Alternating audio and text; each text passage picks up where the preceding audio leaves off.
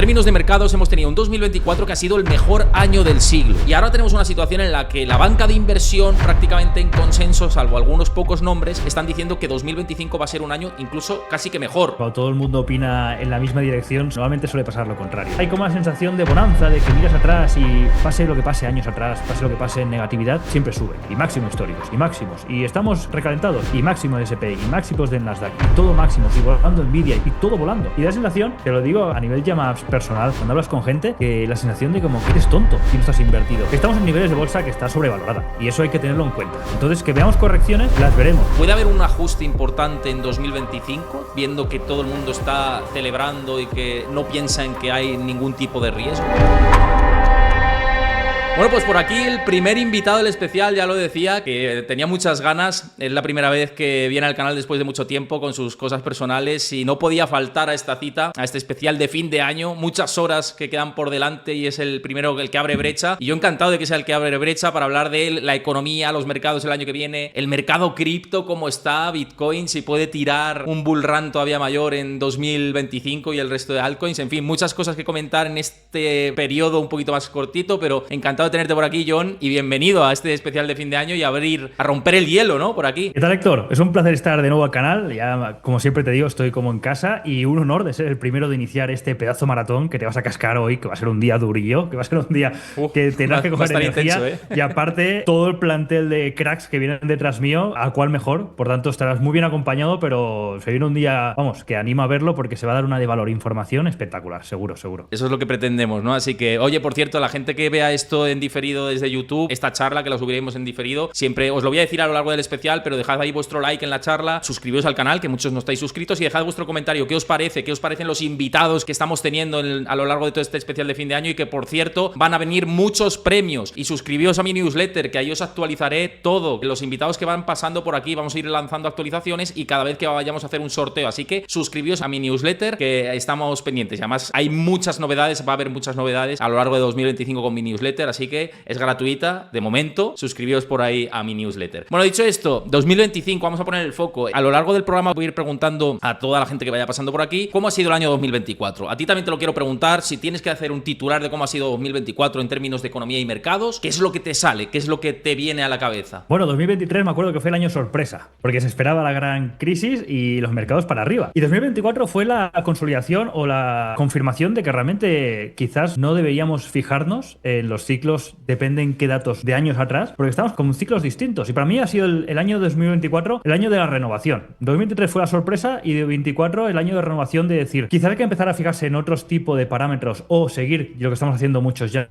más la ola en depende de qué momentos, porque realmente parece que el mercado te muestra una cosa, o vemos la economía real por un lado y la economía de mercados por otra. Y es un poco como ha sido la confirmación de decir, estamos en un ciclo distinto, estamos en una época distinta, debemos confiar en referencias de siglos y épocas pasadas. Ha sido el año que nos hemos llevado muchas sorpresas para muchos y en mi caso muy positivo el año. Ha sido un año realmente que si has intentado dejar atrás el sesgo bajista e intentar ir cambiando, como íbamos haciendo Héctor aquí muchas veces en tu canal comentando, ha sido un año ya que cuando empezó tan fuerte dijimos, sí, venimos de un 2023 muy recalentado, pero es que el 24 empujaba y ha sido un año que se ha podido aprovechar muy bien a nivel de oportunidades en muchos sectores, no simplemente el tecnológico, que ha sido siempre la referencia, sino en muchos aspectos, tanto activos tradicionales como activos digitales, y quizás 2025 también nos puede parar muchas sorpresas, pero para mí el 24 ha sido un año de confirmación de que hay que a veces dejar al lado o tomar con ciertos matices algunos parámetros, porque quizás no es lo correcto según el ciclo que estamos. Poniendo el foco en 2025, que lo han mencionado, y al final lo que se trata también en este especial de fin de año es no solo mirar por el retrovisor, sino mirar hacia adelante, ¿no? En el coche, si fuéramos conduciendo, pues ver qué carretera tenemos a partir de este punto. ¿Cómo prevés que puede ser económicamente 2025? Y luego vamos a ir en términos de mercados y ya te compartiré algunos gráficos interesantes, pero hablo en términos económicos, ¿cómo ves 2025? Y luego si quieres ya pivotamos a mercados con los gráficos, ¿no? ¿Cómo ves este 2025 en la economía? Mira, yo veo un año muy divertido e interesante, porque me acuerdo en 2017, cuando Donald Trump tuvo su primera legislatura, que los mercados se volvieron locos, mercados de opciones, mercados de acciones, las redes sociales pasaron a tener un peso muy importante con Donald Trump, Elon Musk más tarde, y ahora estos dos están ahí en el poder manejando el país más potente, más importante a nivel de mercados del mundo, y yo creo que nos van a dar un 2025 muy interesante fuerte. Eso va a hacer que seguramente también vaya relacionado y vayan de la mano, como ya pasó en la primera época, de un año muy volátil. Entonces esto nos separe otra vez, eso que decíamos al principio, de una parte la economía y otra parte los mercados. Yo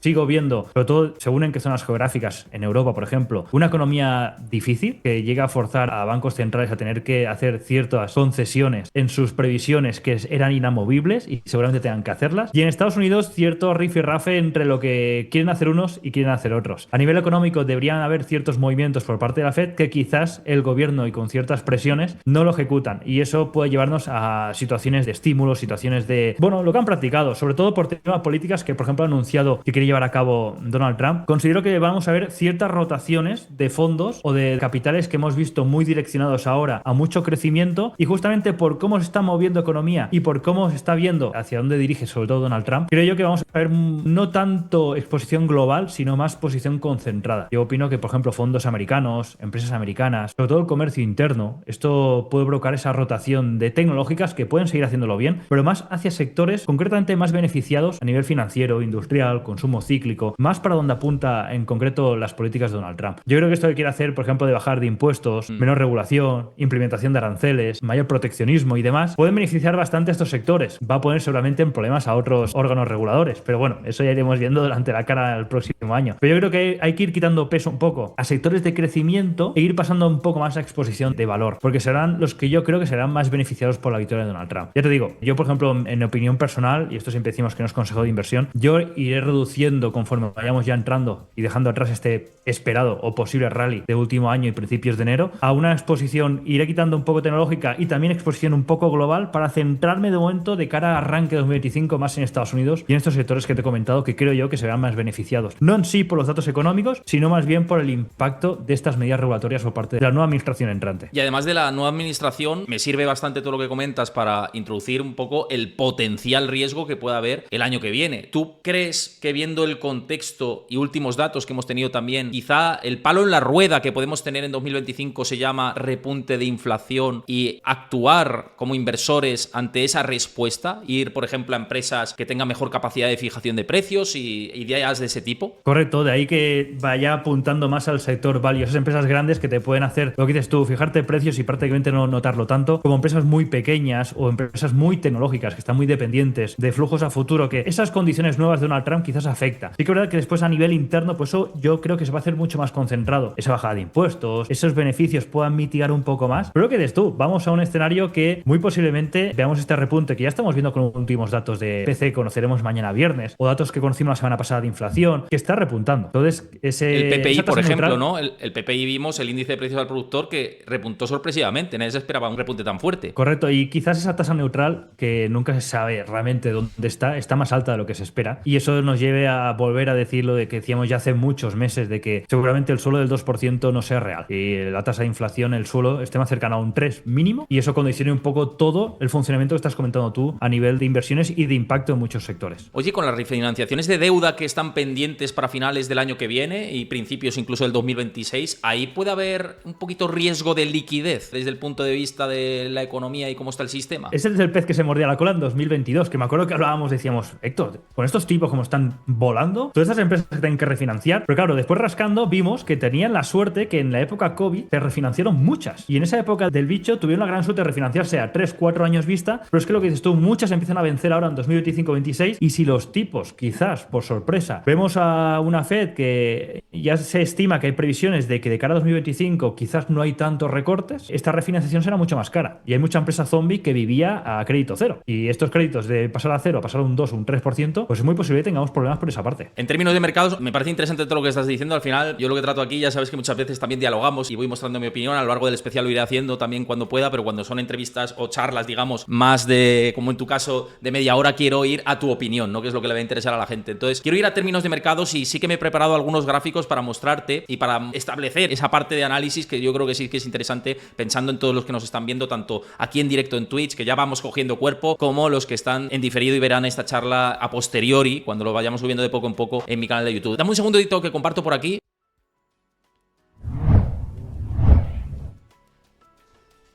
Claro, en términos de mercados hemos tenido un 2024 que ha sido el mejor año del siglo. Y ahora tenemos una situación en la que la banca de inversión, prácticamente en consenso, salvo algunos pocos nombres, están diciendo que 2025 va a ser un año incluso casi que mejor, o en esa misma tendencia de rentabilidades de doble dígito. Vemos en este gráfico como los ETFs de Estados Unidos tienen la mayor entrada de la historia. Es decir, todo el mundo se está subiendo al barco. Los inversores minoristas diciendo que esto es fácil y que se va a ganar dinero muy fácilmente el año que viene y están en un grado de optimismo mayúsculo. Lo que dices tú, muchos vientos de cola. Esto desde el punto de vista del contexto en el que estamos, ¿no debería hacernos tener cierta cautela? Viendo que, por ejemplo, en 2023 había más negativismo y la bolsa tiró, y en 2024 igual. Ahora todo el mundo está en la fiesta, todo el mundo está ahí celebrando. No sé qué piensas de este contexto. Bueno, lo que siempre decimos, cuando todo el mundo opina en la misma dirección, normalmente suele pasar lo contrario. Y en este caso, lo que dices, hay mucha gente apostando en dirección de que sí que es cierto que la situación de esta inflación tan alta y la condición económica nos ha forzado a muchos, sobre todo a pequeño inversor, a tener que estar invertido sí o sí, porque estar quieto ya es una posición corta contra el mercado, contra un mercado que no para de imprimir, de recibir estímulos, y quedarse quieto en fiat, ya hemos hablado aquí muchas veces, Héctor, es una condición que tú decides apostar en contra del sistema, porque el sistema te está empujando a sí o sí invierte o te quedas atrás, y eso también ha forzado un poco, no cierta moda, pero sí cierta tendencia a invertir sí o sí. Hemos visto una gran subida de indexados, que siempre se hablaba de que si posible burbuja o no burbuja, pero siempre, porque también ha existido este mensaje tanto mainstream, que quizás hemos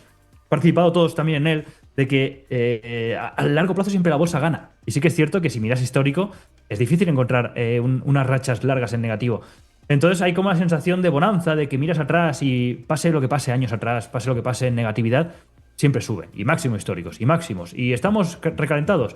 Y máximo de S&P, y máximos de Nasdaq, y todo máximos, y volando Nvidia, y todo volando. Y da la sensación, te lo digo a nivel ya más personal, cuando hablas con gente, que la sensación de como que eres tonto si no estás invertido. Entonces, esa sensación, más todos los analistas, más todos los bancos de inversión, más toda la forma de, no, sin entrar en tecnicismos, te empujan a tener que estar invertido, y cualquier asesor de banco, cualquier gente que te encuentras por la calle te dice: invierte en SP500, invierte en la bolsa, invierte en ETF, indéxate, y es ganar dinero. Y esto es lo que a mí me favorece o me empuja a ver que vamos hacia unas situaciones cada vez más volátil, porque vamos como más de extremo. Como he dicho, en 2025 puede ser muy volátil.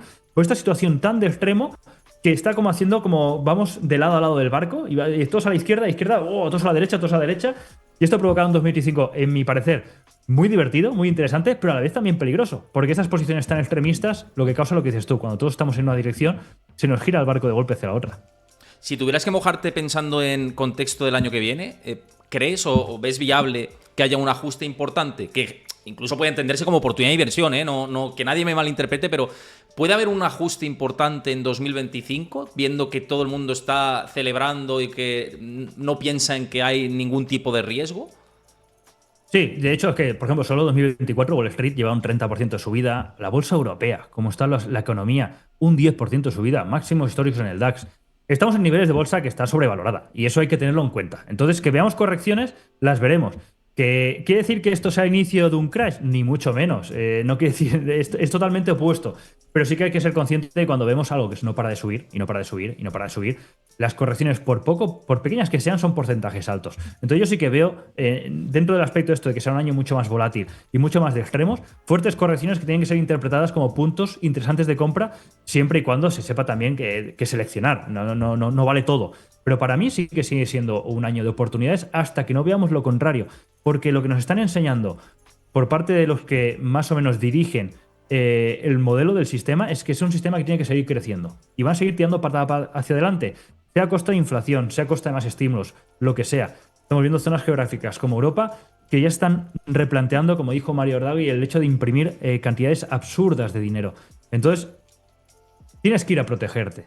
Porque quedarte quieto, lo que vamos a decir, es una posición corta. Entonces, el tener que exponerte a mercado, tienes que hacerlo con el presente de que estás entrando en zonas de máximos, hay que esperar fuertes correcciones, y yo aprovecharé en 2025 para esas correcciones entrar. Sí que es cierto que, lo que te he comentado antes, pivotaré a otros sectores algo más buscando el valor, lo que dices tú, buscando empresas que me puedan aguantar más esta situación de seguramente tipos más altos de lo esperado con una inflación alta.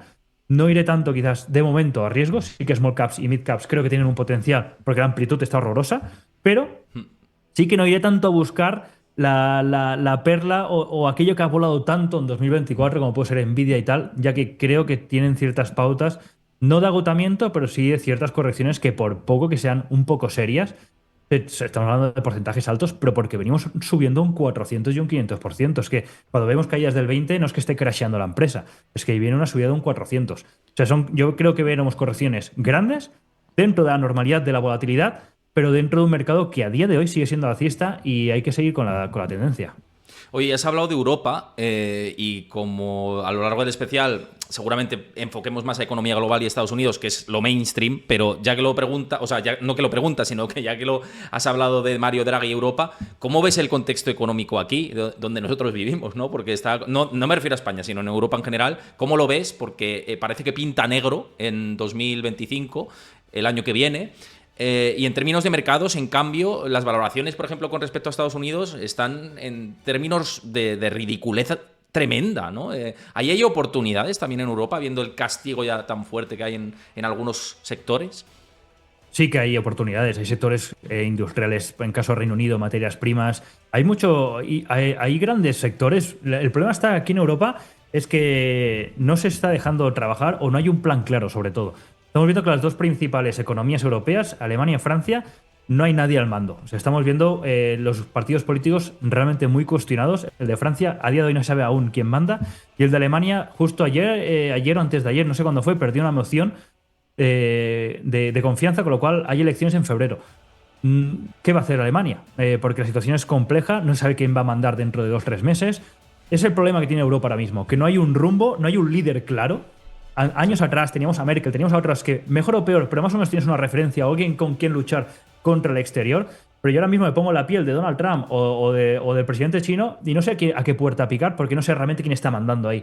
El problema de Europa es este. Otro problema, nos hemos cargado lo principal motor económico, que era la energía barata. O sea que ahora mismo Alemania tiene problemas, no tira Alemania, no está tirando Francia. Se está salvando, o sea, que esté con todos los respetos, pero que esté tirando del carro europeo los países mediterráneos, que normalmente siempre han sido más de gastar y no tanto de empujar, es un problema. Está demostrando que el modelo europeo está mal. La industria está muy afectada. Demasiada regulación, cuando debería ser un país mucho más dinámico como es Estados Unidos, que podría irse adaptando a las situaciones mucho más rápido. Aquí tenemos un modelo burocrático de una infraestructura tan lenta. Hay que picar tantas puertas antes que te acepten o te rechacen algo, que se pierde tanto tiempo, se dilata tanto, que siempre vas por detrás. Y solo faltaba compararte o tener que medirte contra Estados Unidos y estamos viendo cómo está el euro. Que el euro, vamos, se descuenta los días o semanas que faltan para que llegue la paridad tal como está mostrándose. Y más cuando vemos una Fed que está más cerca quizás de tomarse un replanteamiento en su proyección de bajada, cuando Europa lo que quiere realmente es bajar rápido porque se está cayendo la economía. Lo veo complicado. No quiere decir que no hayan sectores interesantes. Hay muy buenas empresas aquí en Europa. El problema está que el ecosistema no deja crecer, no incentiva a crecer las empresas. Y ese es el problema de Europa. Que no hay nadie al mando y encima no te dejan crecer.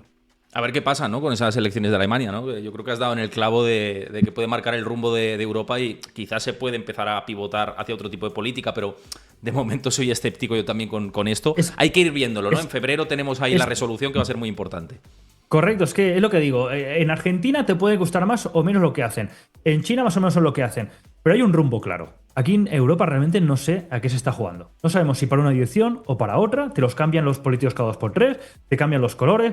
Ese es el problema, que no hay una dirección clara. Y cuando no te dejan trabajar en una dirección clara, sea para bueno o sea para malo, estás a merced de lo que quieran los demás. Y están jugando con Europa. Ahora mismo otros países están jugando con Europa. Oye, China, ¿cómo lo ves? Así rápidamente en contexto, porque venimos de una situación en la que el inmobiliario está en un desastre brutal, pero que se habla constantemente de recuperación, de que va a haber unos estímulos increíbles para rescatar la economía de una deflación monetaria de caballo que está teniendo, o con ese riesgo de que se adormezca cada vez más, como pasó con Japón en los años 80 y 90. ¿Qué contexto o qué previsión crees que podemos tener del gigante asiático? Dentro de lo hermético que son y encima cada vez muestran menos datos, ese es el problema que tiene China, yo considero que aparte de China tiene un problema, que es va pegando fogonazos con los estímulos. Y siempre hay un patrón claro, que es pego estímulos, no continúo o no doy esa confianza y tal con lo que gano lo pierdo. Y es lo que está ahora más o menos luchando. Sí que es verdad que estamos viendo que está lateralizando los índices chinos de hace ya un tiempo. Yo creo que 2025 será bueno para China. es la gran esperada desde 2022. Yo creo que será bueno, no tan a nivel explosivo, sino porque va a empezar ya a tapar un poco esos agujeros que tiene la cañería de agua en tema, como has comentado tú, tema inmobiliario y tema financiero a nivel nacional. Yo creo que en ese aspecto está ya más o menos controlada la posible situación de inestabilidad que ha sufrido durante 2023 y 2024. Y yo considero que junto con una mejora de relaciones vía pulso que va a tener con Estados Unidos, yo creo que tendrá un mejor 2025 que un 2024. Y será de los países junto con Estados Unidos que tendrán sus fases dentro del mismo año, pero que van a reaccionar mucho mejor que no, por ejemplo, Europa, con un potencial muy bueno, pero que no se sabe qué están jugando. Yo creo que China en ese aspecto está mejor que en 2024, o va a estar mejor.